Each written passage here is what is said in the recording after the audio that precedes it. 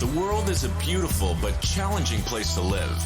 And let's face it, life hits hard sometimes. So if you find your hopes and dreams and mental well-being needs a boost, you're tuned into the right podcast. Welcome to Inspire Us with your host, J. Paul Nadeau, a former hostage negotiator turned motivational speaker and acclaimed author of Take Control of Your Life.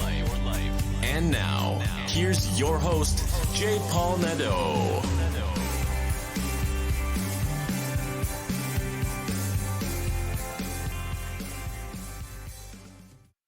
Hello, everyone, and welcome to Inspire Us. Today, I have Burak Yilmaz, and Burak has an extraordinary story of how I'm going to let you decide on your own. This is an inspiring story of someone who overcame some tremendous challenges and has found peace in his life. And I do believe that this is the kind of story that we should all pay attention to because it's happening in more places than we can possibly imagine. We here in North America or wherever you may not be experiencing this to this level, but Burak has something to share with us. Burak, welcome to the show. Thank you very much. Thank you for having me. You're most welcome. Are you in New York now? Is that your home? Correct. I'm in Manhattan. Oh, Manhattan. What a wonderful place to be in.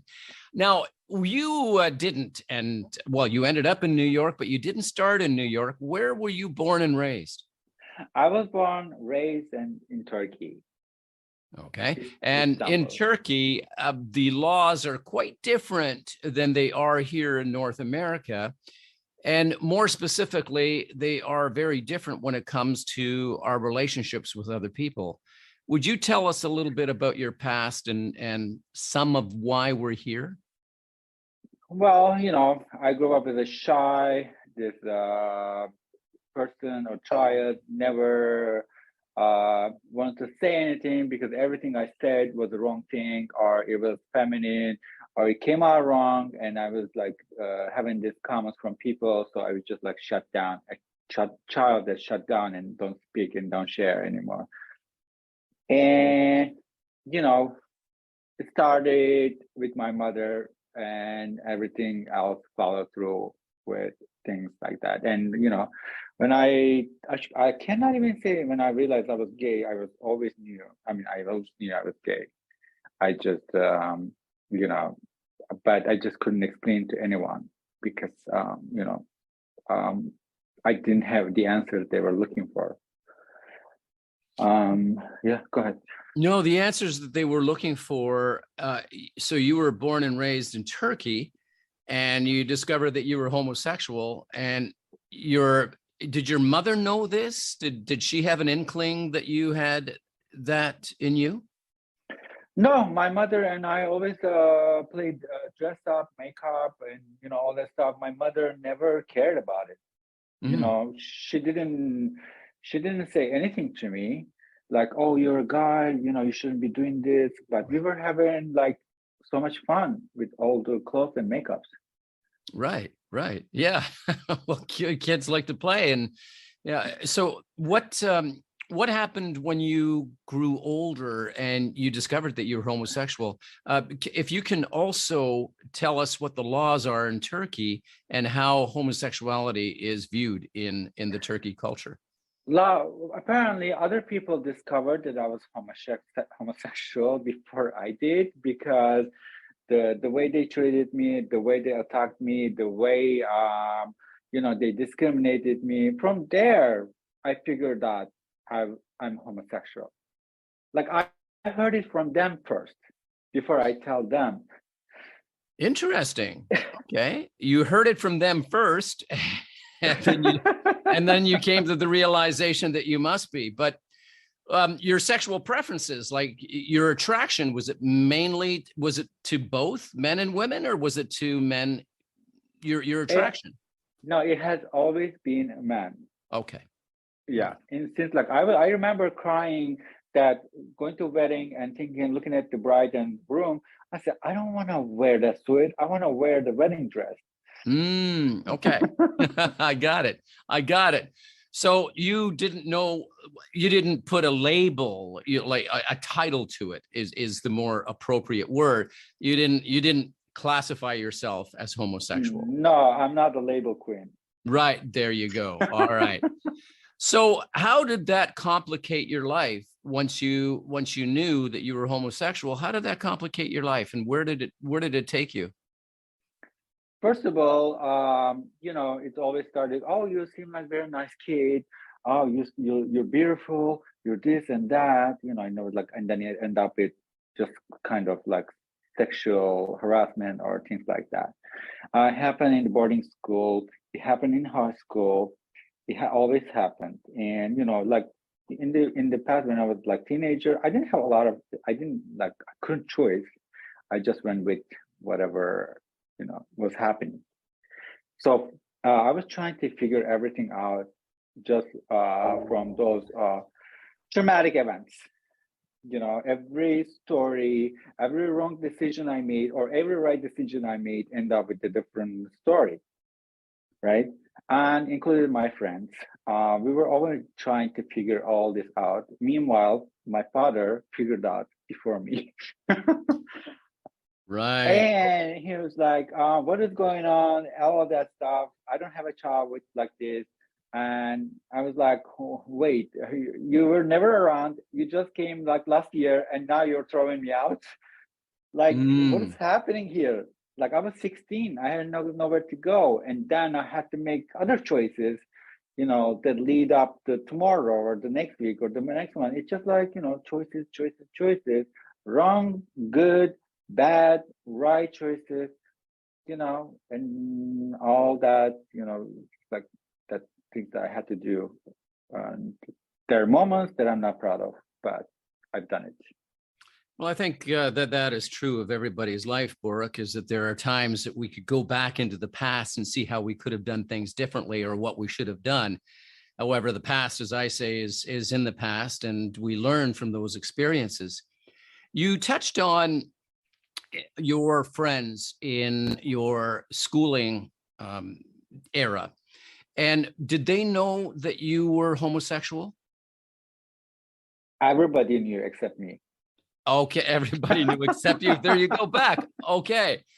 How did they receive you? Were you welcomed? Were you accepted? Was that all right with your friends? Because like Turkey, the laws are different, as I understand, when it comes to homosexuality and the expression of love in different ways. That there is a law against that, as I understand. Would I be correct in that assumption?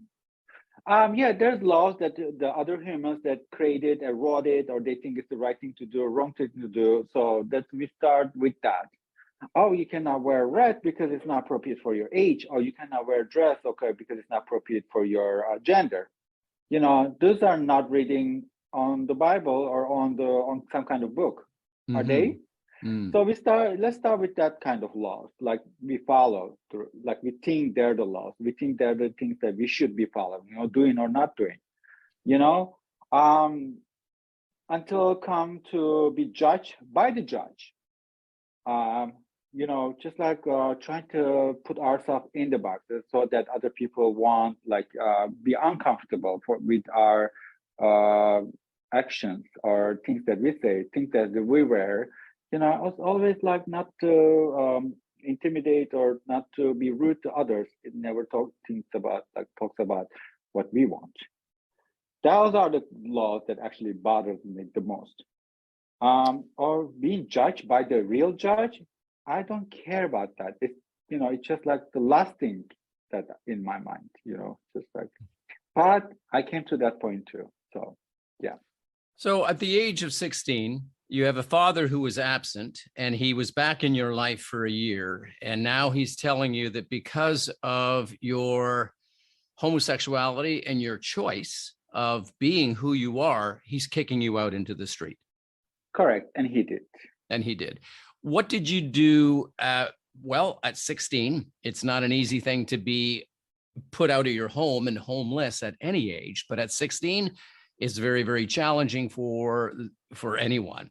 What did you do, and how did that did that define your life? What did you do? What were the choices that you made back then? This is where I learned the street life. Just like to be able to survive, you have to give in order to get what you want.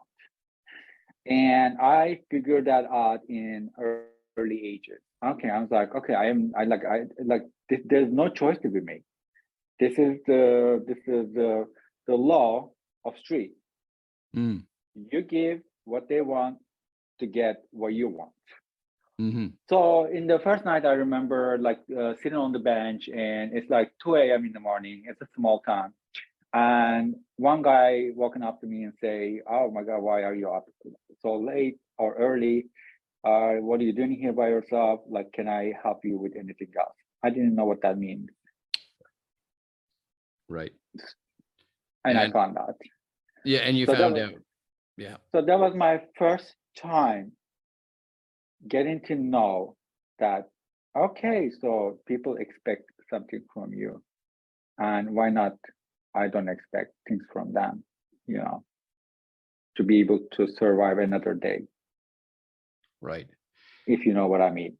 Well, here's where we have to elaborate. And for anyone who is listening to this podcast, there are going to be topics discussed here that will be sensitive in nature when it comes to sexual preferences. But I believe it's very important for us to be not explicit, but specific.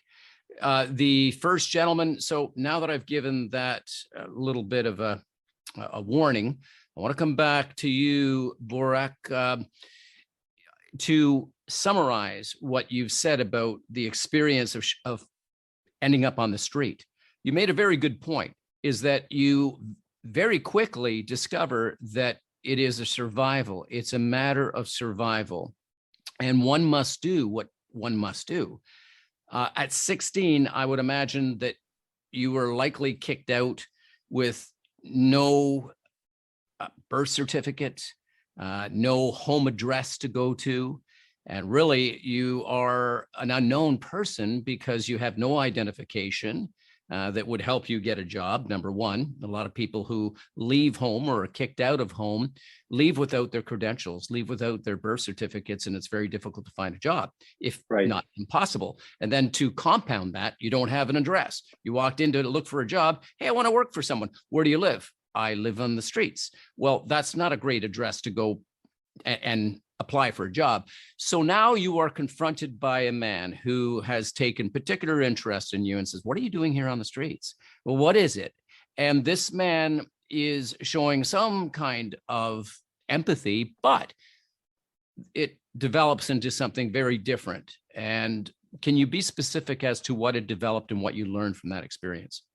Oh, yes, this is going to be shocking. So I actually, at first, as I learned from my manners and my family, saying that when people ask you something, you say first no. So that's what I did. If they offer you again, you take it. Mm-hmm. Okay. So I followed through that rule. I said, no, thank you, I'm fine. I'm just sitting here. I said, okay, and he left, and he came back, 3 more people, and they beat me up to death. Oh, okay. So now what do you do? Mm-hmm. No money, you're hungry, beaten up physically, mentally, emotionally, everything. You have rock bottom. Let's put it this way. My first time meeting with this kind of feelings. Mm-hmm. What do? You get up and you learn, and you don't do it again. Means you don't say no. You take it the first time they offer you. Mm-hmm. Mm-hmm. Or you take it without their offering you. Next time somebody offer me to feed me or take me, just like in order to give them what they want. What would that be? Right? And would be in a hotel room, would be in the car, would be there, would be here. Who knows? But you give them what they want. And then so you can continue to live the next day. This is the street law. Yes, to be very specific, if I understand you correctly, you haven't come out and really said it in words, so feel I free. can't. Well, and I respect that. Would it be all right with you if I summarized it and you would either say yes or no to the summary, and I will make it gentle? I think we should leave it that way. All right. Whoever understood. Whoever don't, they can research. I appreciate that, and I respect your decision on that. So let's move on. Great. So now you find yourself on the street, and you find the cold reality of survival is a really give and take, and there has to be different means in which to be fed and clothed and sheltered, all the basic needs and essentials of life. And at 16, you find yourself in this new world having to survive. There comes a point in your life, and I was reading through the biography that you sent, that you were imprisoned. And I would like us to go there for just a moment. How did that happen? How long were you imprisoned? And tell us a little bit about that experience, if you would. Okay, so here's the thing. I started writing all the stories on the book, on the notebook, right? Because I was like so scared. If I die one day, I want them to know what happened. And I have other friends that going through things, and I wrote their stories too, right? Until one day I started working, after like working in the bar as a busboy, and just like that. Anyway, so I started working in the publisher, somehow writing other people's stories as a ghostwriter and that. And my boss said to me, "What are you doing one day?" Like, "I'm writing these stories." And then she looked at it. I was like, "Why you never told me about it?" I'm like, "This is supposed to be secret. Like, you're supposed to find about this after I die." And she said, "Let's make it, organize it and, make it a book. We have always published other people's book, the, famous people and everything. Why not you?" I said, "I'm not famous yet." What? She was like, "Well, you will be," but I didn't know if it was a good thing or bad thing.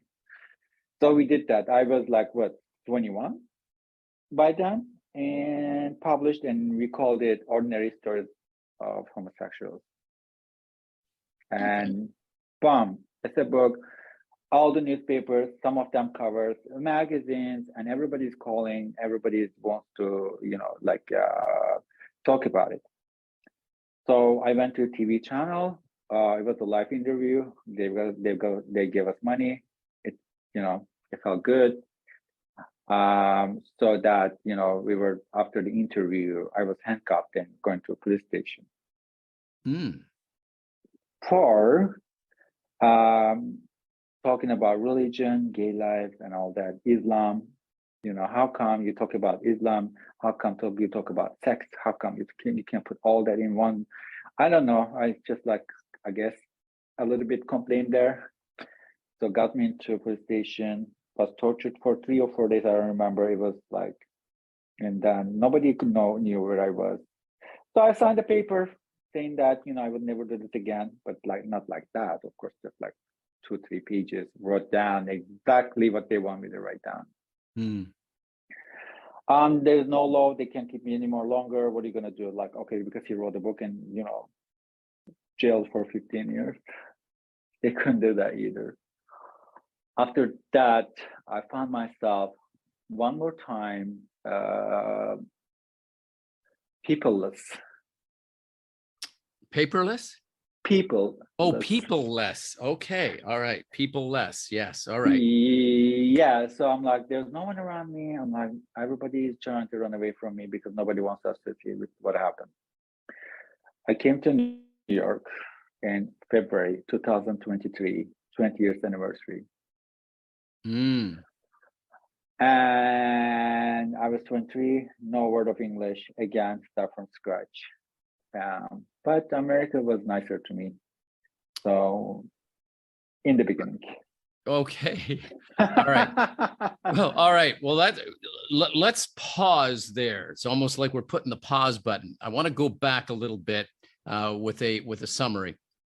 So at the age of 16, you find yourself homeless. And if I understand you correctly, and please correct me when I'm wrong, but you learn how to survive on the streets, and eventually you find a job in a publishing area in which you're doing some writing, something you're very passionate about.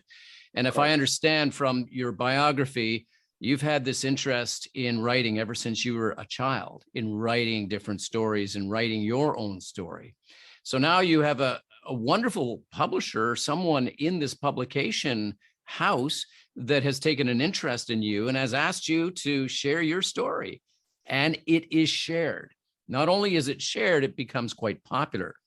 The topics are dealing with some sensitive issues in Turkey, but you are invited to speak on different shows and to express what is in the book and your story, only to be met with the police or the authorities who say there is a cap on what we can say in free speech. You cannot say these things in our country. They go against our laws of freedom of speech. We have no freedom of speech. And I'm just summarizing that, but would that be a fairly accurate statement to make? Yes. All right. Okay, and they arrest you and they torture you for a number of days, 3 days, and you are given a sheet of paper to sign. Correct. And you make a promise that you will not say these things again in public. And correct. You sign this document and you are released only to find yourself without anybody in your life again. Nobody surrounds you. So you make the decision to come to New York. And in New York, you find that, okay, this is a lot better, but I have to learn how to survive here now. You're 23 when you go? 23. Learn how to speak English first. I was going to get to that. Is like, yes, that's huge. But when you're thrown into the lion's den, and this is, I'm certainly not referring to New York as the lion's den. I love New York. But when you're thrown into a foreign land, you're forced very quickly to learn the language. And that's a form of survival. How do I get by? Well, I better learn the language. So you're in the best place. You're in New York, amazing, amazing city. It's just, I love New York. And so now you learn the language. Tell us where it goes from there. Well, funny, interestingly, I give myself 2 weeks to, to just walk around in New York and get to know New York and everything. Luckily, I had a friend here who was a fashion designer. I was walking around with him, went to a store in Soho. Immediately I got a job offer with no English. And they said, you can work in the stockroom, just organizing. I was so happy. And so happy. Oh my God, I have a job that, 5 days a week. And in the daytime, like I was working the publisher too, but that was also in nighttime. Like, just like working at nighttime. I was like so tired of it. Anyway, and I got this job. I was so happy and trying to learn English. I learned some English and then changed my job, working in the medical field. I was inspired with amazing doctors and dental office.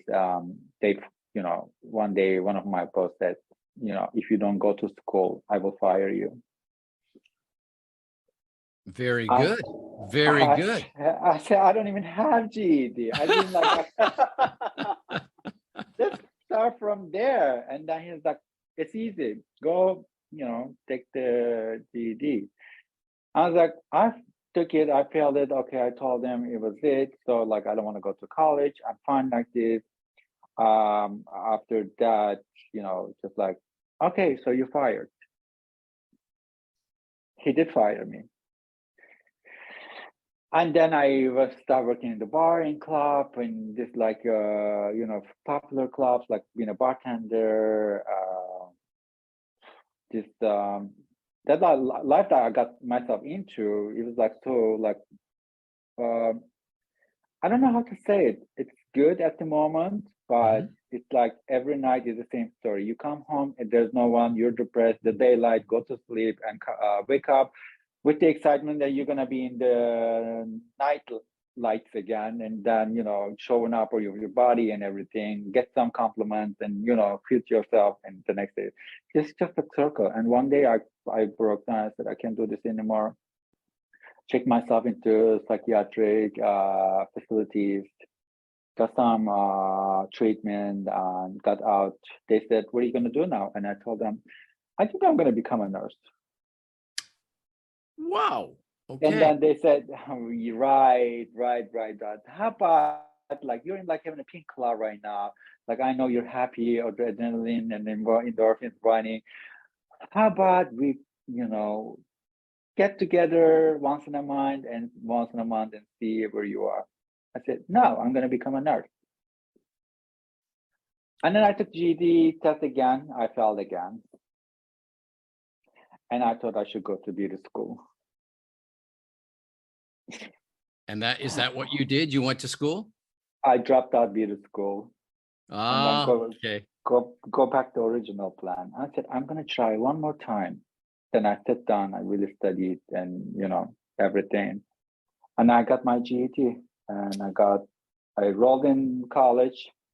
I, and from there took classes and got scholarship, got to NYU nursing school, got full scholarship, and graduated with a really good GPA. Congratulations. So start working as a nurse. So it wasn't all all that glitter wasn't gold.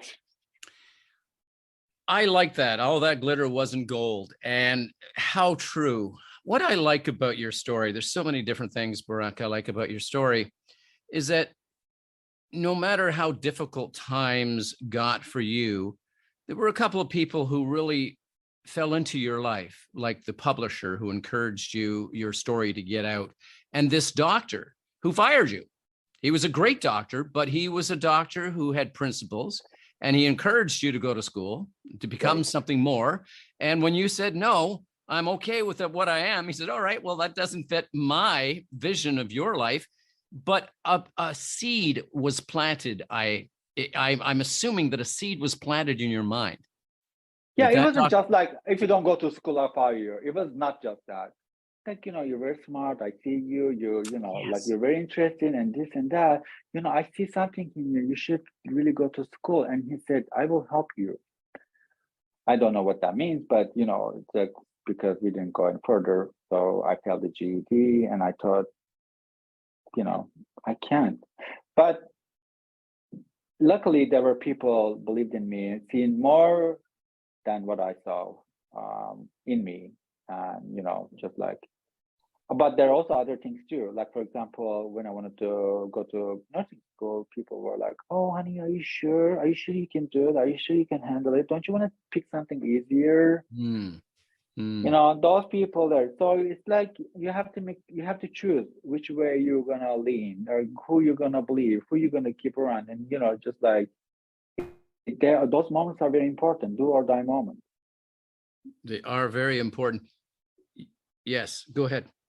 And like so I could it's so tempting to believe the other person, thinking that you can't do it, thinking that you should pick something easier, or thinking that you should do something else. It's so tempting to go to lean on that idea, but the magic happens when actually you try to do something what other people think is hard to do, and then you end up doing it, and the whole world changes and it becomes like addictive. You want to do it again. Hmm. Well, you touched on so many wonderful ideas and lessons here. And one of the main themes is choice, that 6-letter Yeah. word, choice. And we get to choose.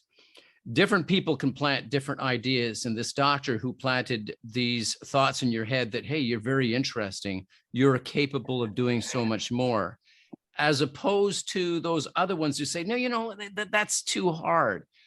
Isn't this interesting, Burak, that this is some of the narrative that we have in our own heads? Our own heads will Ego, start. the ego, the ego. Yes, yes. Those narratives that say, you know what, you could be a nurse, but that's far too hard. That's far too hard. You can't do it. I like the fact that you fought those thoughts and those ideas, and that you stepped out and you accomplished what others and even yourself were struggling with. You went beyond that. Not only did you go beyond that, you ended up graduating with a high GPA and scholarships on top of that. Wonderful, wonderful. Have you ever gone back to those people, that doctor and that publisher, just to thank them for being such a great influence in your life? That doctor is my best friend today. Wow. Wonderful. I thank him every day, all the time. Like, for sticking to your words and do what you said you were gonna do.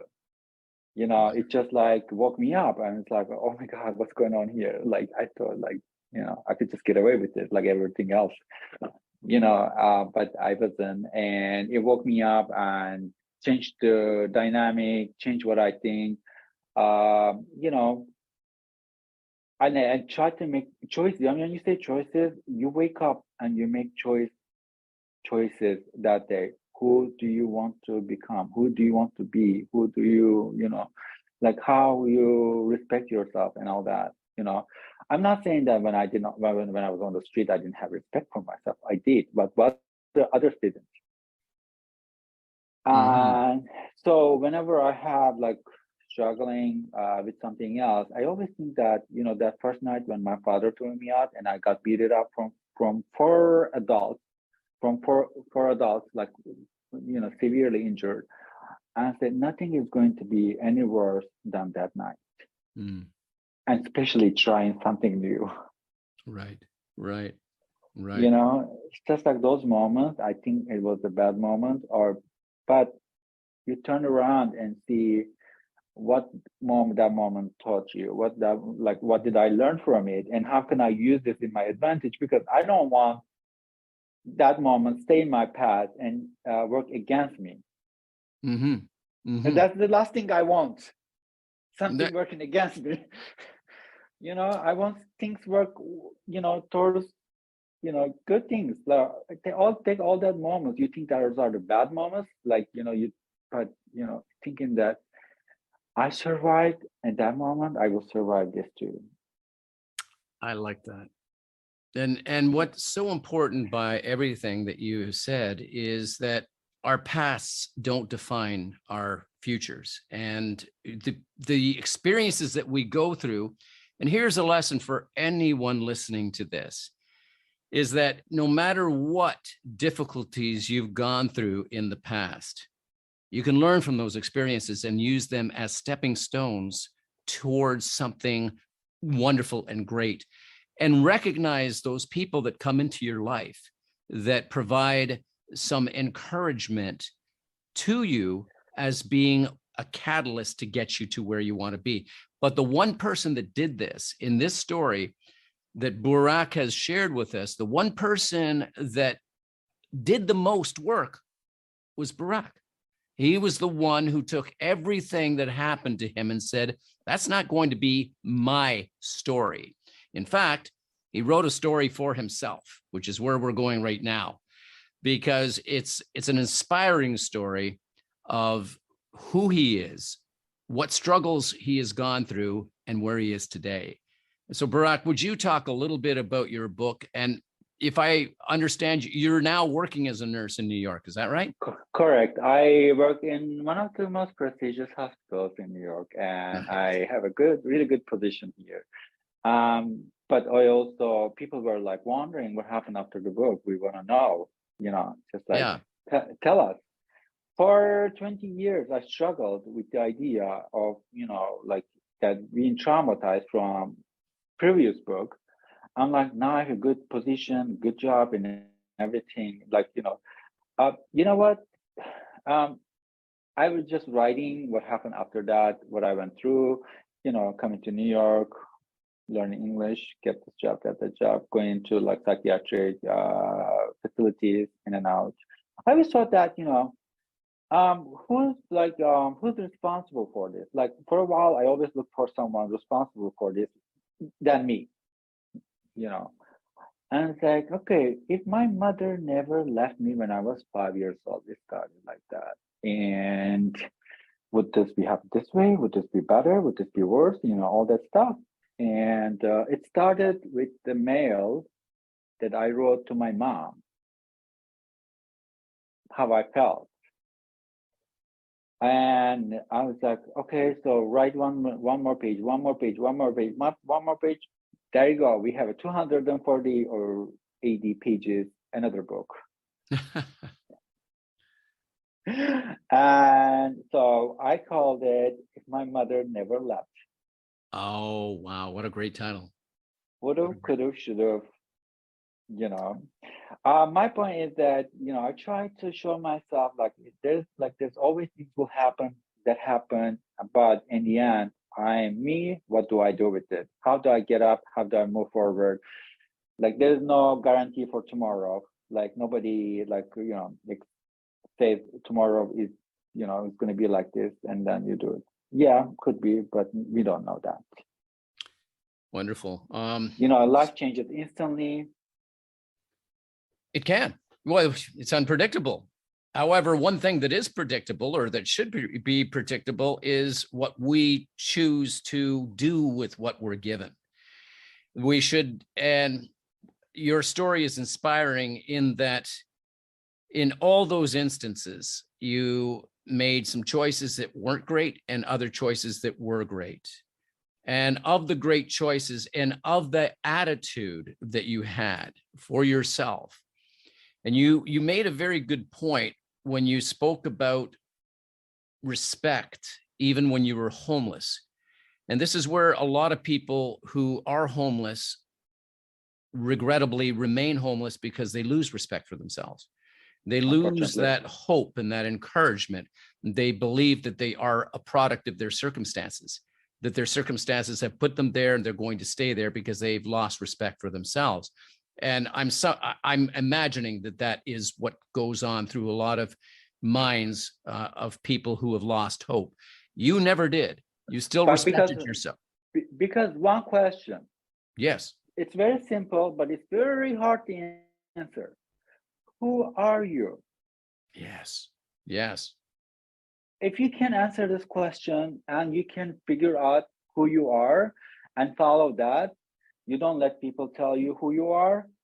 It's a very simple question, but it's very hard to answer. But once you answer, I promise things will change and you will figure out more things about yourself that can make you move forward. Burak, what you talk about, who are you? In my first book, Take Control of Your Life, I've dedicated a whole paragraph or two to that very question. You are not just your name. You are not just the label that you were given. You are much more than that. And what I like also about what you just asked, who are you? It requires us to do some self-examination, to examine our lives to see what's going well and what's not going well. Who are we? What do we want out of life? And what are we going to do from what it is that we've decided? I am this person. I want to be this person. What must I do to be this person? Right. Yes. Right. It starts with that. Exactly. That's how I started. Okay. This is what. So what do I have to do in order to get to that point? Okay. Do I want to be a college graduate? So what do I do? Take the GED, fail the GED, drop out middle school, go back to GED, try again. Yeah. And, like all this kind of shit, ask questions. Yeah. Who are you? Yeah. Yeah. And what are you going to do? What is it that you're going to do to get you to where you want to be? Are you going to give up? I'm thinking, and you've probably seen this wonderful movie, the very first Rocky movie. Life ain't all rainbows and sunshine, and Rocky, no matter how many times he was knocked to the mat, he always got back up and said, believe it or not, I never seen that movie. Oh, all right. I'm not going to spoil it for you. I highly recommend that if you were a movie watcher, that you watch that movie. It is an inspiring movie. And the theme is very much what you are talking about. No matter what life gives you, you have to get back up and say, who am I? And what do I want? Am I going to remain on the ground, remain homeless because I've lost respect for myself? Am I going to stay where somebody has put me? You didn't Maybe because I was literally knocked down on the floor when I was asking the same question to myself. right. And I literally had to pick myself up and go to with swollen face or anything, put myself together and move on. I literally had to do that. Not only, as in a metaphor, I had to do this, and I just still do it every day. Not like that, but I still get up in the morning and stay strong and move forward. Do the work, just stay strong and move forward. That's it. And where can people buy your book now, Burak? It's coming out on March 16, 2023, Thursday. Wonderful. And after that, they can purchase it on Amazon. They can go to my website, B as in boy, URAK 212.com. They can sign up email. I can make sure that they get email back and say, okay, here's the book is available. You can purchase it from there. Anyway, as long as they want it, they will find it. You got it. I will put those links in the show notes once this goes live. And I want to thank you, Burak, for your time and for your inspiring story. There's so much to unpack there. But for anyone listening, a few things that I'm taking from this, and I'm going to ask you in just a moment, Burak, if there were one or two messages that you could leave our audience with, what would it be? But I would first like to say that what I've taken from your story is I've taken a few things from you. And that is that no matter what your circumstances are, you can rise above your circumstances. They don't define you, you define them. And it is a matter of asking yourself who you are and where you want to be, and then doing the work to get you there. It is also being grateful for the people who come into your life, who inspire you or give you encouragement and help you to get to where you want to be. Because we're not alone in this world if we can only see and appreciate what other people have done for us. And what Burak has talked about, which is so important, is that we learn. We all have a story. Everybody is a story. Everybody has a story. Everybody is a story.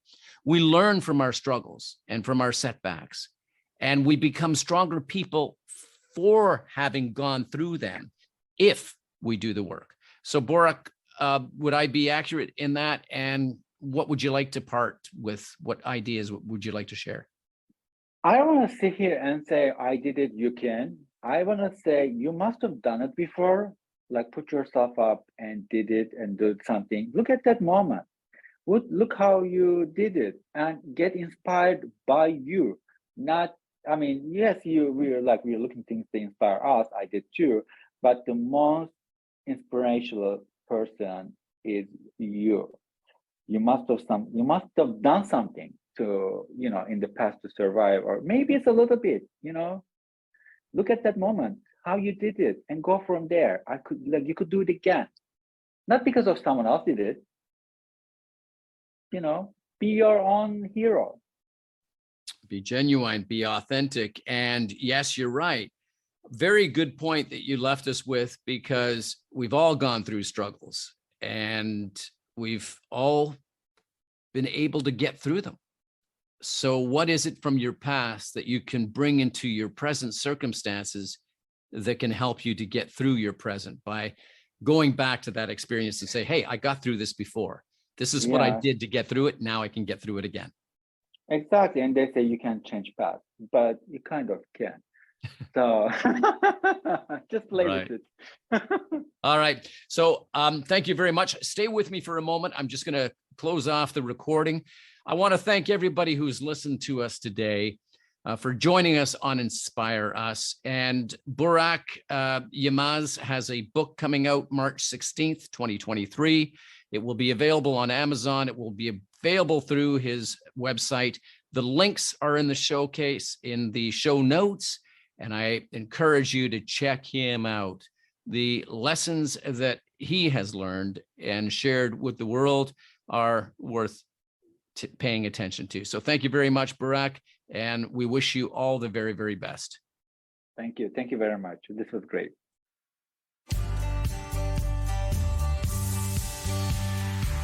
Thanks for listening Tune in next week for another insightful episode. If you haven't already, hit the subscribe button and leave your comments. For more information, check out our website at www.inspireus.ca. Remember, it's not what happens to us that matters most. It's how we respond to what happens to us that does. Stay strong and resilient.